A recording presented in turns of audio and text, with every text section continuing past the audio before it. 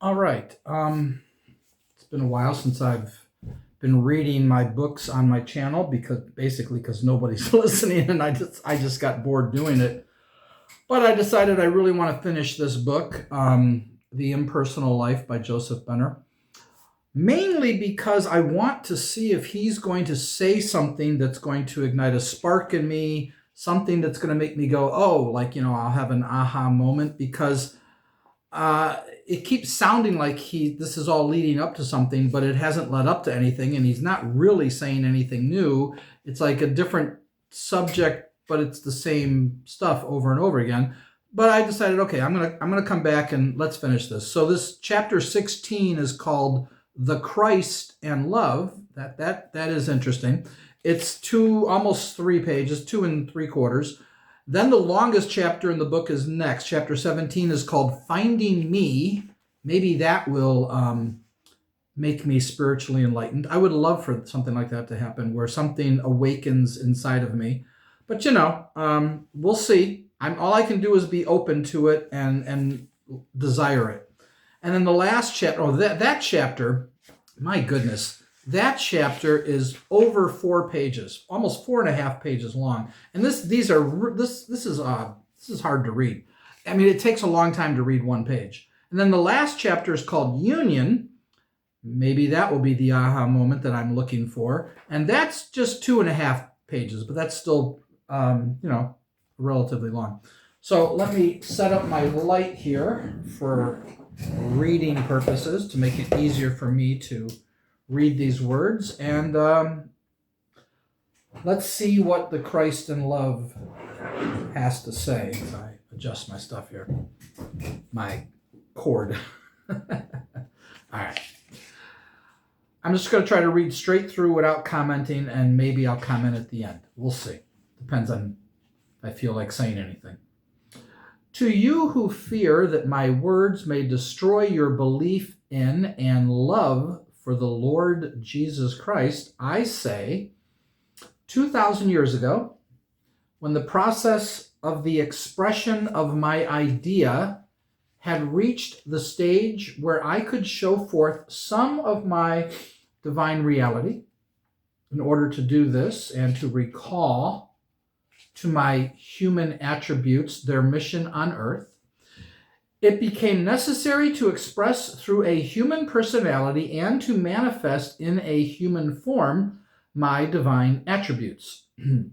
So their human minds and intellects could see and remember and be inspired by me within to let my idea similarly express through and manifest in their human personalities.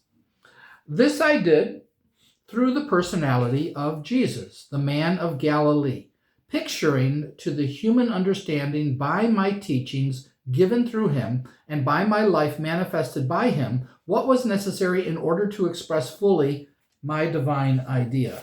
As I continue to move things around here.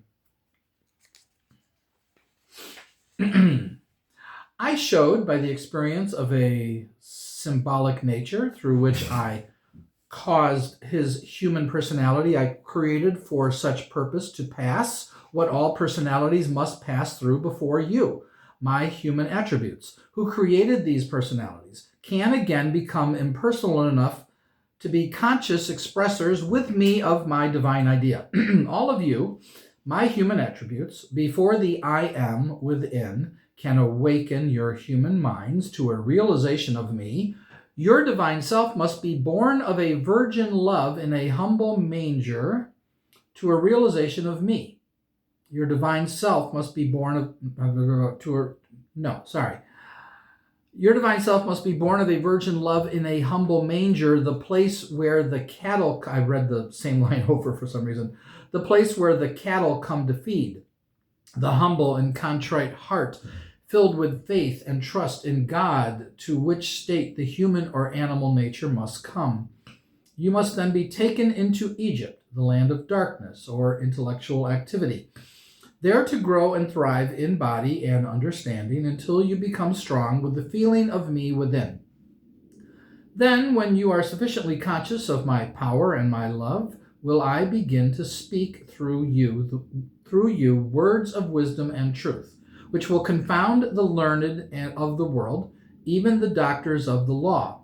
Then will follow a long period of study and meditation, which ripens the mind and develops the soul until you arrive at full maturity of the I am consciousness within, and which prepare you for your baptism in the Jordan, when you will be opened completely to me, to the full consciousness that you and I are one, that there is no separation, that I am your real self, and I am henceforth permitted wholly to direct your lives.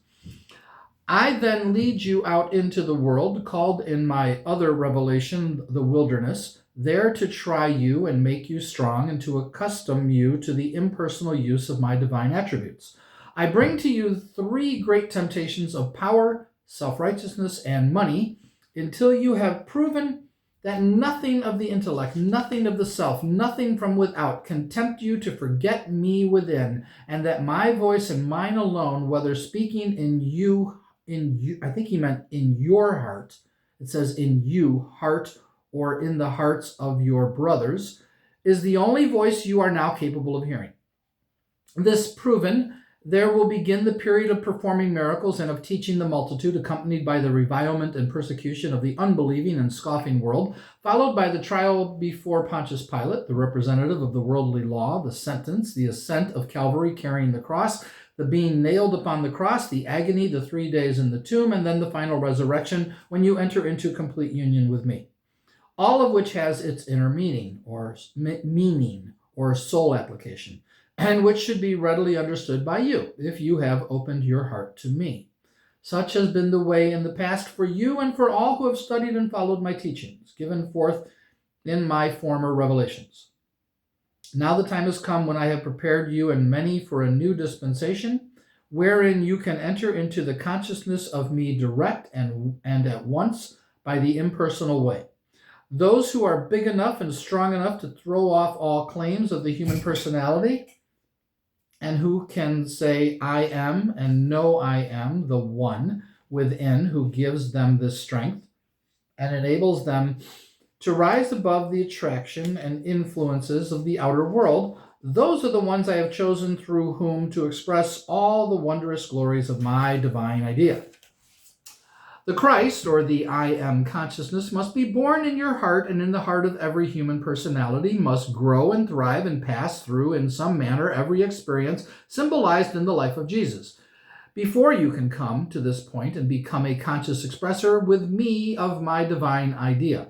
The example of the Christ love and compassion which I expressed in that life must you also express in some degree in your life before you can taste of the fruits of that love, which in reality is not love, but the holy 3-in-1 love, wisdom, power that is the true expression of my impersonal life. You heretofore have not known the meaning of the impersonal life, hence you could not know the meaning of impersonal love. Love to you, if you will carefully analyze that feeling, has always been a human emotion or expression, and you have been unable to conceive of a love devoid of or unattached to some human or personal interest.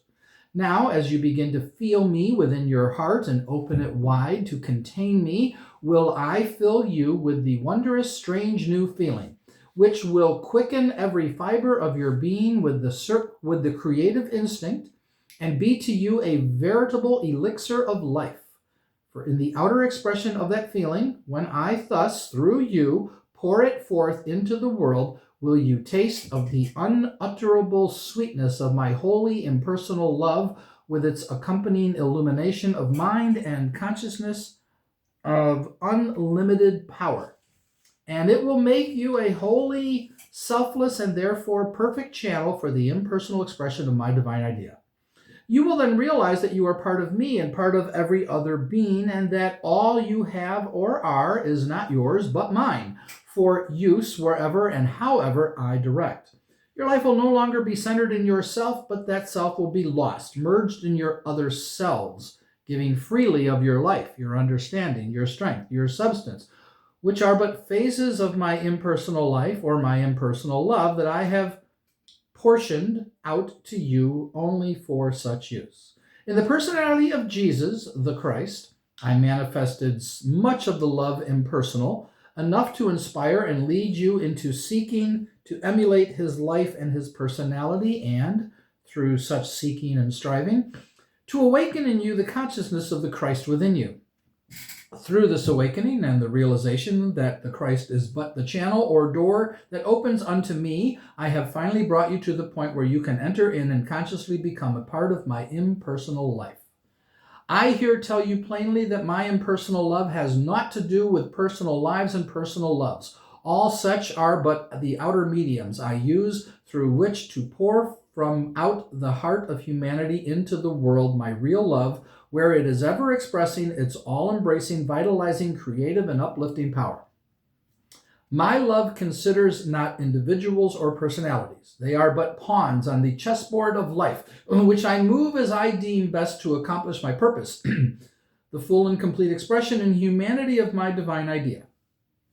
Which I deem best to accomplish my purpose, the full and complete expression. I said that wrong. I said it like two separate sentences. It's one sentence. My purpose, the full and complete expression in humanity of my divine idea. In humanity only can I express my idea, even as you can express your idea of yourself only in and through your human personality.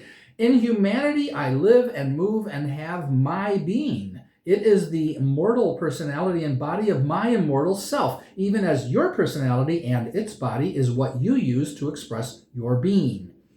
All individual human personalities with their bodies are but the cells of my body of humanity. Just as the I am of you is now building your body so that through it you can perfectly express my idea of you, or your real self, so am I gradually building humanity so that through it I can perfectly express my idea of myself. As the individual cells of my body of humanity, even as those of your human body, by partaking of my life, become impersonal and harmonious parts of the organs they form, they live a healthy and happy life.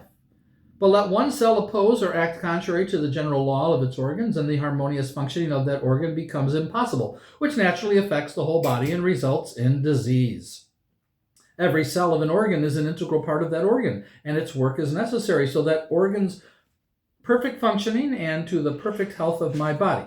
So that unless each cell gives up all its power and all its intelligence, which are but attributes of the life I give it, toward the perfect functioning of my entire body, the only result for my body can be in harmony with its consequent effects: disease, suffering, sin, bondage, poverty, lack of understanding, disintegration, or death. Likewise, unless each organ gives up all the intelligence and all the powers with which I endowed it to the one purpose of expressing and maintaining the life of my body in perfect health, the only result can be disorganization, disruption, rebellion, and finally war. War between the various organs and between their respective cells, and a greater or lesser consequent chaotic condition in my whole body. In my body of humanity, this would mean war between nations, which are the organs of my body. As all war is but acute disease or disharmony, and as my life, which in humanity manifests as impersonal love, can express only in harmony, even as in the physical body. It is always utilizing, equalizing, and preparing conditions so that it can thus express. This it does either by eradicating gradually from the various organs of the body all disease, weakened and unfit cells, or by developing the disease into a malignant form in the physical body. It throws off such cells quickly by the billions, until a particular organ either is purified or its power of functioning is wholly destroyed. In other words, the real life and work of each cell and of each organ lies in giving up its individual life, that my whole body can be or express in perfect harmony.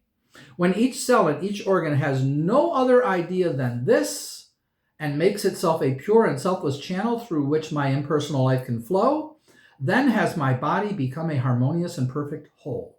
And then can my idea express of earth its divine powers and possibilities, even as it does in the celestial realm of the eternal.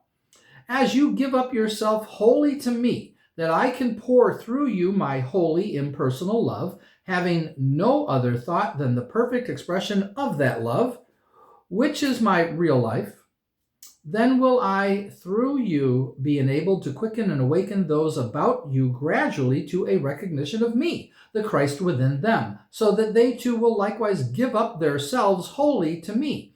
Finally, the organ, or that particular part of my body of humanity you and they form, attains perfect health and harmony, and adds its quota to the bringing about and maintaining of perfect health in my entire body. When such time comes, my divine life force, or my impersonal love, will be flowing and manifesting throughout all humanity, and my idea will be expressing fully on earth, even as it is in heaven. The earth and all earthly bodies will no longer be of the gross physical material they formerly seemed, but they will have become utterly purified and cleansed of the self, and will have been again lifted up to whence they descended. For the purpose of their creation, that of developing organisms for the outward manifestation and human expression of my divine idea, will have been accomplished. And having no further use for physical or outward mediums of such expression, I hereafter will create and express only with mind substance, which is the only medium needed in the heavenly world of the impersonal life. Okay, let me check something. It's going to pause for a second. All right, it's not one specific thing, but I recommend you go back and listen to me read chapter 3, I, Life, God, where he basically says, be still and know I am God.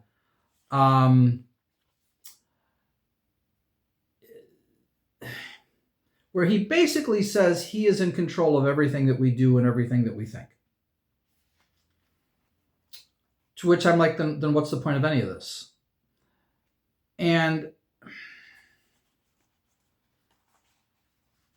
he has this divine idea because he is all there is. There is only God. And we feel separate from him, but we're not. There is nothing separate from him. We are him. We are just a cell of his body. Okay. Then why are we here? Why do you have these individualities running around doing things? What is the point of any of that? If you want us to come to the realization that you and we are all one, and that you are in complete control of everything we think and everything we do, then why do you allow us to go our own way and do our own thing? And you say it's for your purpose that you're doing it, but then you say you're waiting for us to come to this realization, but we can't come to any realization. We can only, as I turn the slide off, we can only come to, the only thing we can do is what you cause us to do. Am I wrong? Again, I like the book. I find it weird. Now, I have other books that I'm going to read. I'm going to continue to try to, well, I've already finished this book, but I'm going to try to finish it on my channel, even though it's getting almost no action at all. There appears to be no interest in this, and I don't know why, because it's such a good story. So I encourage you to read this or listen to me read it. I do, maybe I should redo chapter 1, because I talked about other things that I was reading and I got distracted, and maybe I should redo that. But I have 2 other books that I want to read, or I'm going to read. I don't know if I'm going to read them on my channel. One of them there seems to be some interest in me reading it in the poll that I took a while ago.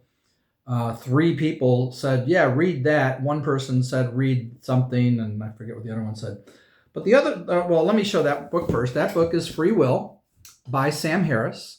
Now, someone said in the comments when I was arguing that Sam is wrong and we absolutely have free will, they said, if you read this, Sam will prove to you that we don't have free will. So here's what I say is going to happen. I am totally open to the possibility that I'm wrong and we don't have free will. I have no clue how that's possible.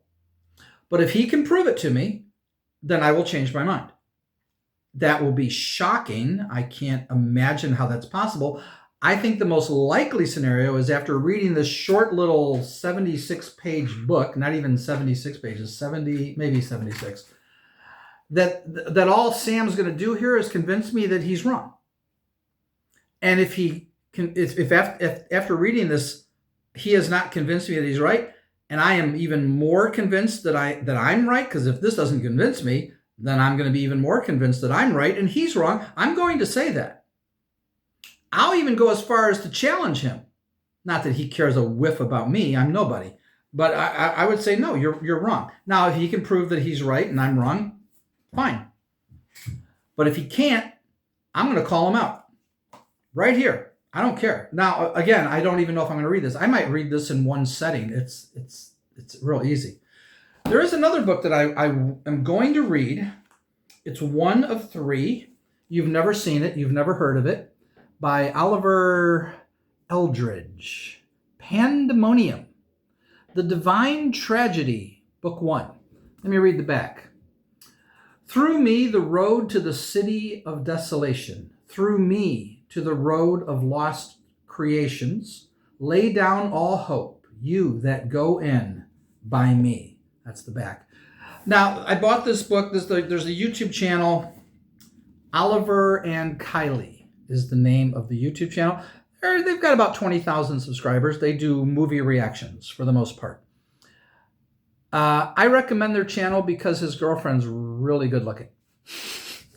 That's why I clicked on it. That's why I subscribed. Most people, in my opinion, probably are subscribing because of her. That's usually the case.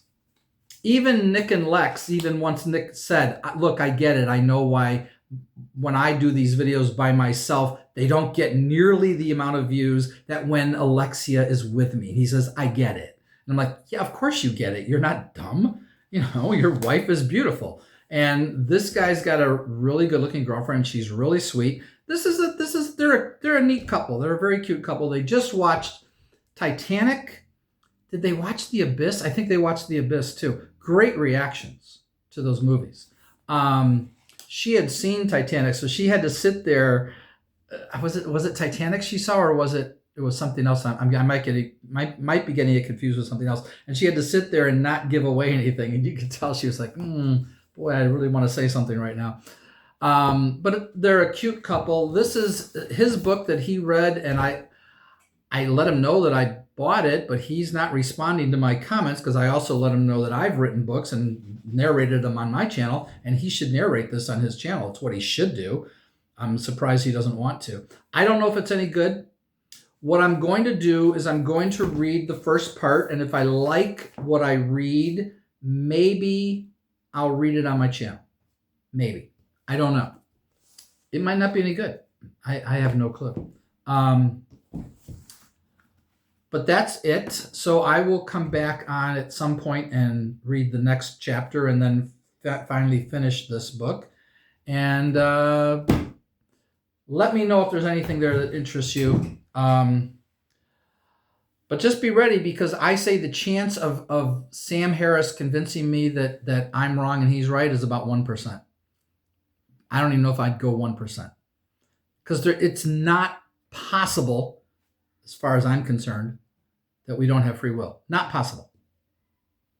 And I think he's insane. And yet he is calling for living a moral life, and that his belief in what he says here, let me see if I can find it. Hold on. Yes, here's what it says on the back. Many say that believing that there is no free will is impossible, or, if possible, will cause nihilism and despair. In this feisty and personal essay, Harris offers himself as an example of a heart made less self-absorbed and more morally sensitive and creative because this particular wicked witch is dead. So by discovering, according to Sam, by discovering that we don't have free will, that we are robots, that's basically what they've said in their arguments to me, that this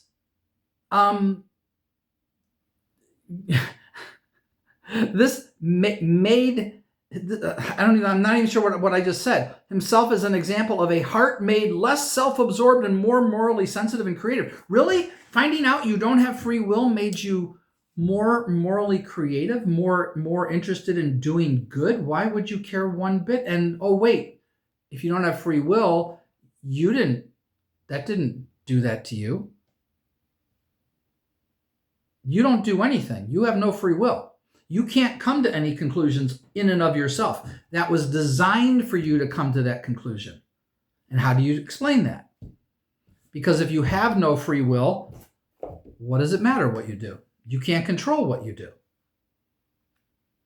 If we don't have free will, how was Hitler wrong to do what he did? He had no choice. He couldn't do what Trump can't do anything other than what he's doing. He has no free will. All the people, how people are responding, none of us have any free will. Therefore, everything we are doing, how we respond to Trump, positively or negatively, has nothing to do with us at all. How can you come to any other conclusion than that if we don't have free will? Now, if we have free will, this all makes perfect sense. Hitler was insane. Trump is insane. The people who support him are insane. The people who oppose him are intelligent, clear-thinking individuals who have a sense of morality and ethics. Literally, Trump is completely devoid of any concept of morality and ethics. He has none. And neither does Elon Musk. Elon Musk thinks that empathy is weakness. How can you think that? Well, if Sam Harris is right, that's just the way Elon Musk was programmed to think. It's completely out of his control. He has nothing to do with it. That's insane. So either Sam Harris is insane, or maybe I'm just a moron and I just don't realize that Sam is right. Well, I'll read it. Maybe I'll read it on my channel. I might as well. I might as well just do this all in one reading. And let's see whether or not Sam can convince me that I'm wrong and he's right. He won't, I don't think. And then we'll have some fun. I'll talk to you all later. Bye-bye.